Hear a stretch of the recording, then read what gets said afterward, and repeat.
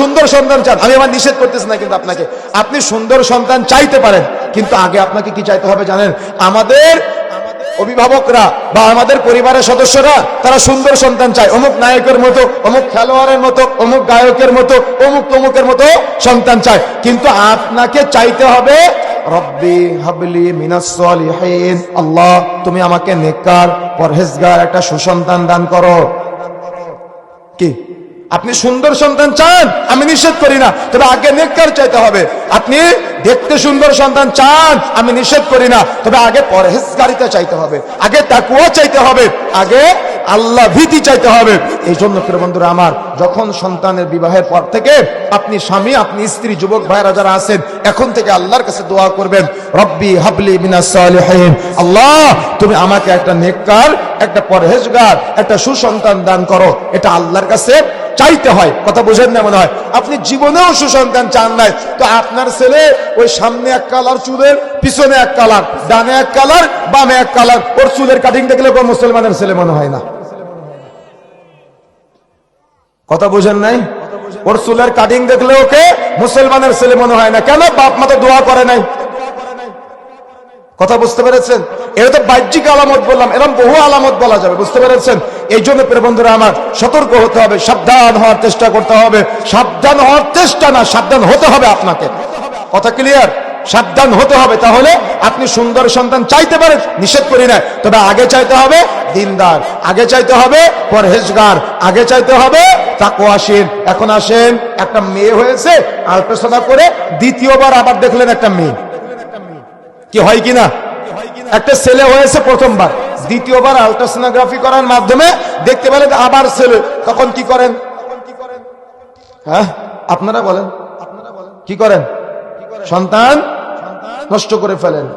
আহা আফসোস, আমরা জাহিলিয়াতের যুগ বলি। কোন যুগকে বলেন তো? মুহাম্মদ সাল্লাল্লাহু আলাইহি সাল্লামের আসার আগের যুগ, জাহিলিয়াতের যুগ, যখন বাবা তার সন্তানকে মাটিতে, মেয়েকে পুঁতে রাখতো, কূপের মধ্যে কাছাকাছি গিয়ে কূপে ফেলে দিত, বালির মধ্যে নিয়ে, মরুভূমির মধ্যে নিয়ে মাটি চাপা দিয়ে দিত। শুনেছেন না? বাবা সন্তানকে মেরে ফেলতো। এই যুগকে বলা হয় জাহেলিয়াতের যুগ। এখন ওই যুগের তো কয়েকটা বর্ণনা পাওয়া যায়, কিন্তু আপনি কি জানেন আপনার দেশ, আপনার পার্শ্ববর্তী দেশ, প্রতি বছরে কয়েক লক্ষ বাচ্চা মায়ের পেটে থাকা অবস্থা নষ্ট করা হয়? কি জাহেলিয়াতের যুগ সেটা না এটা? সেটা না এটা? সে কাল না এ কাল? কথা বুঝেন না মনে হয়? তাহলে জাহেলিয়াতের মধ্যে তাদের চাইতে বেশি কারা আছে? তারা না আমরা?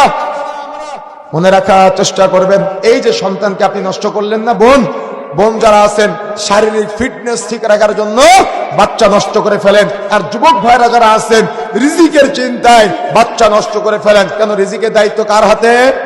কথা বলেন, কার হাতে? আল্লাহর হাতে। আল্লাহর হাতে থাকা প্রাপ্ত দায়িত্ব নিজের উপরে নিয়ে আপনি যে সন্তানটা নষ্ট করলেন, এই যে একটা সন্তান নষ্ট করলেন, গোটা পৃথিবীর মানুষকে হত্যা করলে যত পাপ হয়, এই সন্তান নষ্ট করার কারণে আপনার আমলনামায় সেই পাপ লিপিবদ্ধ করা হবে।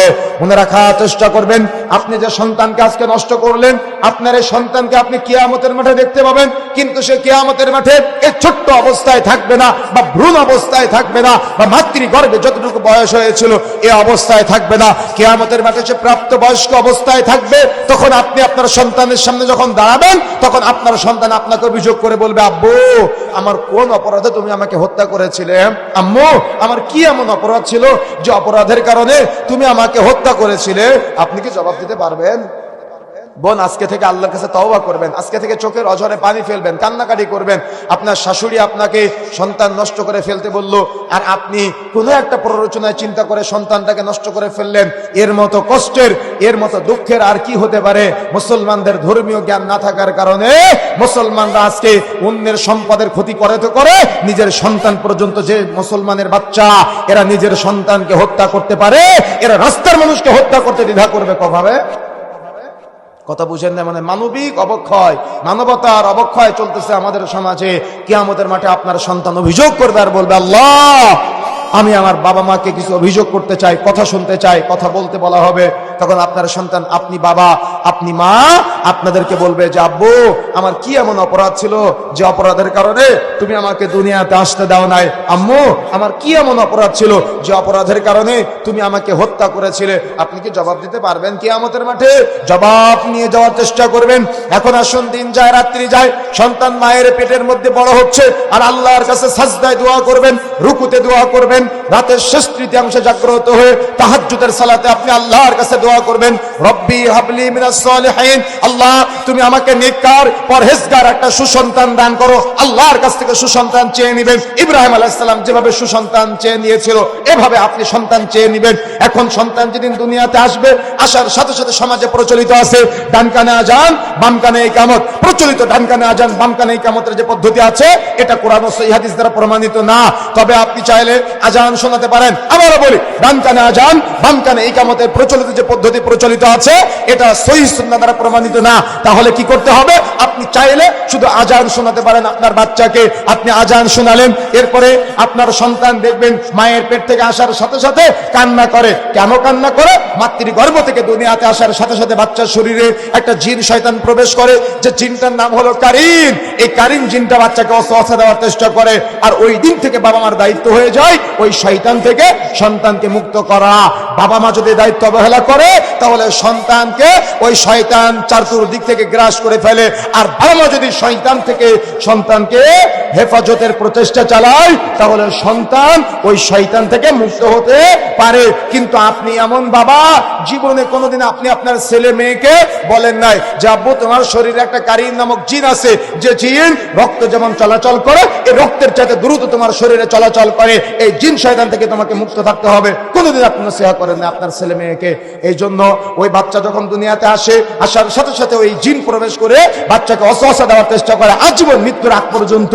এই জন্য ওই দিন থেকে বাবা মার দায়িত্ব হয়ে যায় ওই শয়তান থেকে সন্তানকে মুক্ত করা।